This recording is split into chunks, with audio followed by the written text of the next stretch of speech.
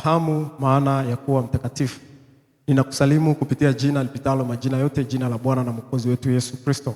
Karibu katika kutafakari maneno uzima, na leo hii tutaenda kuangalia au kujifunza nini maana ya kuwa mtakatifu.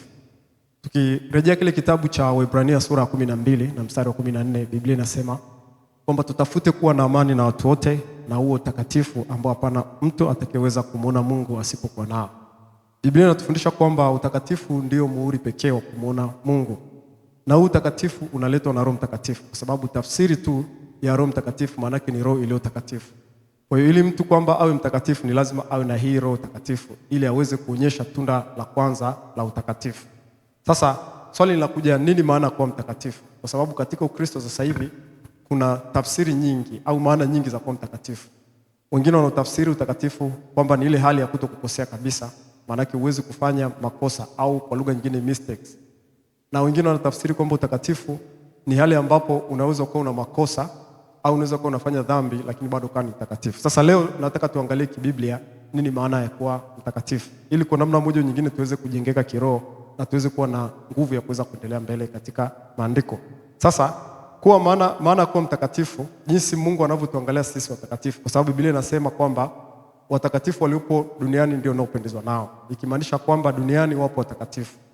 Na ukisikia zani inasema kwamba hakunaga watakatifu, sio kweli. Biblia inatufundisha kwamba duniani wapo watakatifu, na watakatifu wapo makundi yote, wa kike na wa kiume, wakubwa kwa wadogo. Kwa hiyo Biblia kwanza awali inatufundisha kwamba wapo watakatifu wanaoishi duniani na watakuwepo vizazi vyote mpaka Kristo anaporudi.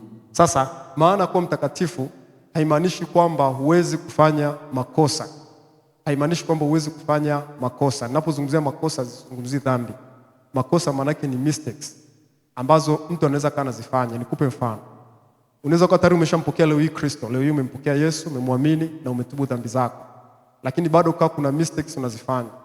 Kwa mfano, unaweza kuwa umemwahidi mtu jambo alafu hujalitekeleza, kwa umesahau. Sio kwamba unakuwa umefanya makusudi, lakini unakuwa umesahau. Sasa ile hali ya kusahau inaitwa ni mistakes au ni makosa. Au makosa ambayo mtu anaweza kana afanya bado hayawezi kumuondolea sifa ya kuwa mtakatifu mbele za Mungu. Ikiwa na maana kwamba huyu mtu hata kifa katika hiyo hali, basi ataweza kwenda kumuona Mungu kwa sababu yupo katika hatua za kwanza kabisa za imani. Lakini sasa siku zinavyozidi kwenda, anapojua makosa yake, anapojua kasoro zake na kujirekebisha, huo ndio muhuri wa utakatifu. Au kwa Biblia inatufundisha kwamba ni lazima tuwe watakatifu kwa namna hiyo. Kwa hiyo utakatifu hauhesabiki kwamba mtu hawezi kufanya mistakes. Hakuna mwanadamu wote ambaye ameumbwa na Mwenyezi Mungu hana makosa au hana madhaifu ambayo anamletea makosa. Wakati mwingine unaweza ukawa unatafakari jambo fulani, ukawa umetafakari vibaya, hayo yanaitwa ni makosa. Makosa yanayofanyika wakati mtu yupo katika hatua za awali, hatuwezi kusema huyu mtu amepoteza sifa ya kuwa mtakatifu. Biblia itufundishi hivyo. Lakini pia kuna namna nyingine tena. Unakuta leo hii labda mtu ndiye ameokoka, leo hii labda amempokea Yesu na ametubu na amemwamini Yesu kama Bwana na Mwokozi wa maisha yake. Ni ngumu sana huyu mtu kila kitu kukiacha ndani ya siku moja. Kuna vitu vingine anakuwa bado hajajua kama ni dhambi, anakuwa bado hajajua kama ni makosa.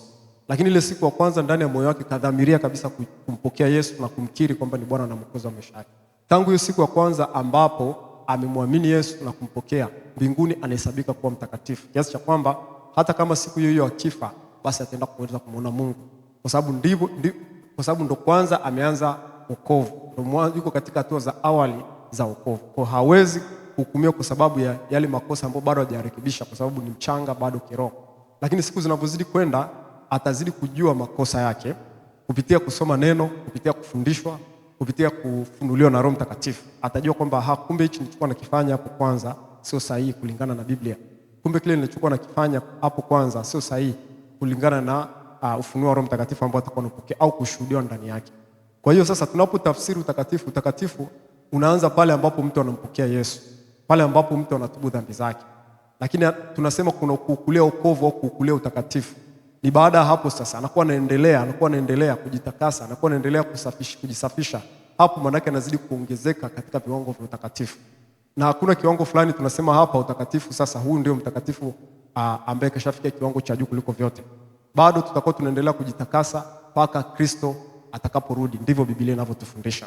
Sasa naomba nikusomea andiko moja ili tuweze kuliweka hili vizuri. Kwenye kitabu cha Ufunuo sura ile 22, Ufunuo sura 22 na ule mstari wa 11. Nitaanzia mstari wa 10. Ufunuo sura 22 na mstari wa 10 hadi 11. Neno la Mungu linasema, akaniambia, usiatie muhuri maneno ya unabii wa kitabu hiki, kwa maana wakati huo umekaribia.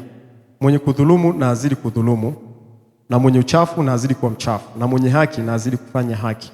Na neno la mwisho naomba ulisikilize. Anasema na mtakatifu na azidi kutakaswa. Unaona? Biblia inatufundisha kwamba na mtakatifu na azidi kutakaswa. Sasa swali linakuja, kama mtakatifu anakuwa hana kasoro yote, kwa nini Biblia iseme na azidi kutakaswa? Maana yake kwamba hakuna kipimo fulani ambacho tunasema hapa ni mwisho sasa utakatifu. Maana yake utakatifu ni kitu ambacho tunapaswa kila siku kukiendeleza, tunajitakasa kila siku. Leo hii unaweza ukajiona upo sawa, haufanyi hiki, haufanyi kile, lakini kesho na kesho kutwa ukagundua kuna tabia nyingine au ukagundua kuna mienendo mingine ulionayo ambayo haimpendezi Mungu. Sasa kipindi ambacho umegundua kwamba kuna mienendo ambayo haimpendezi Mungu, haimaanishi kwamba hapo kabla ambapo ulikuwa ujui ulikuwa umepoteza sifa ya utakatifu. Hapana, ulikuwa bado ni mtakatifu, lakini ni mtakatifu ambaye anaendelea kujitakasa. Na ndivyo itakavyokuwa hivyo hivyo, na kesho utagundua jambo lingine, na miaka inayokuja utagundua kwa kila siku tunaendelea kujitakasa. Na hakuna mtu yote ambaye ameshafikia kiwango cha juu cha utakatifu. Awe ni mchungaji, awe ni askofu, awe ni mwinjilisti au mtumishi yote wa Mungu, ambaye wewe pengine kwa jicho lako unaweza kuona yule amefikia kiwango cha kumpendeza Mungu, na hivyo yeye ndio kipimo cha sisi wote kufanana na yeye. Hapana, kipimo chetu cha sisi kufikia ni kumfikia Yesu Kristo. Katika kitabu cha Efeso sura 4 inazungumzia hivyo, kwamba utakapofika katika cheo cha utimilifu wa Kristo. La hicho cheo cha utimilifu wa Kristo hatutakifikia kila siku, tutakuwa tunaenda, tutakaribia kufikia 90%, 95, hata 99, lakini hatutaweza kufikia 100% mpaka siku ambapo tutapata ukombozi wa miili yetu, sawa na kitabu cha Efeso sura 4 na mstari wa 30, ambapo inasema ya kwamba tusimuzunishe ile roho wa Mungu ambaye kupitia tumetiwa muhuri hata siku ya ukombozi. Kwa kuna siku ya ukombozi wa miili yetu ambayo inakuja huko mbele, kipindi ambacho parapanda italia na wafu watafufuliwa na tutapewa miili leo ambayo isiweza kuharibika, miili ya utukufu ya kwenda mbinguni. Hapo ndipo utakapofikia kiwango cha ukamilifu cha utakatifu cha 100%. Lakini hapa tunapokuwepo sasa hivi ni watakatifu, lakini bado tunaendelea kutakaswa, bado tunaendelea kujitakasa. Kupitia nini? Kupitia kusoma neno, kupitia kujifunza maandiko, kupitia kusikiliza mafundisho na kupitia kumsikia Roho Mtakatifu ambaye anasema ndani yetu. Kwa hiyo ukiwa na Roho Mtakatifu kila siku utakuwa unajitakasa, kila siku utakuwa unaona kasoro zako, kila siku utakuwa unaona ni mambo gani ambayo sio sahihi unayoyafanya, na hivyo utakuwa unajitakasa kila siku. Ndio Biblia inafundisha kwamba mtakatifu na azidi kutakaswa. Kwa hiyo muhuri wa utakatifu ni utakaso endelevu. Maana kila wakati unapaswa kujitakasa, hapo ndipo unaweza kusabika kuwa ni mtakatifu kweli kweli. Lakini inapotokea kwamba umempokea Yesu alafu kuna vitu ambavyo unakutana navyo au tunakutana navyo katika maandiko vinavyotuonyesha kwamba hichi sio sahihi, kwamba neno la Mungu linapotuita tujitakase alafu hatuitikii ule wito wa kujitakasa, maana yake tunalidharau neno la Mungu au tunaona kwamba ile neno la Mungu halimaanishi hivyo. Hapo tunamzimisha Roho Mtakatifu na hivyo tunajizuia katika viwango vya kuwa takatifu.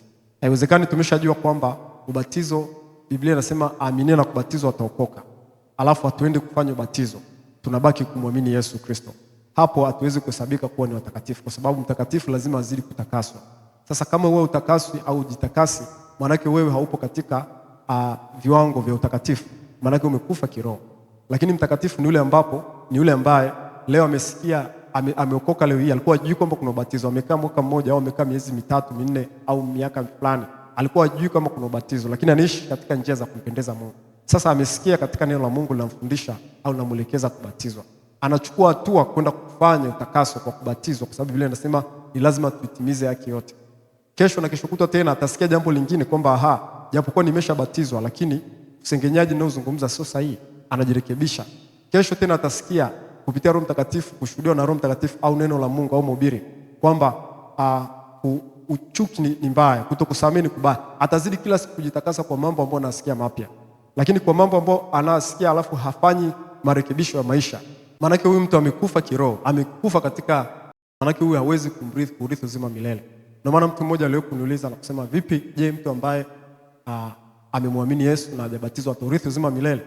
Kama mtu ambaye amemwamini Yesu katika hatua ya kwanza, kama yule ambaye alikuwepo pale msalabani, ambaye mwizi yule mnyang'anyi ile aliyesulubiwa na Bwana pale msalabani, yule alimwamini Yesu katika hatua ya mwisho na hakuweza kwenda kubatizwa. Kwa hiyo yule Bwana alimwaidia kwamba atarithi uzima milele. Kwa sababu gani? Kwa sababu alimpokea Yesu, na endapo angeshuka pale msalabani lazima angeenda kufanya hatua nyingine za ubatizo.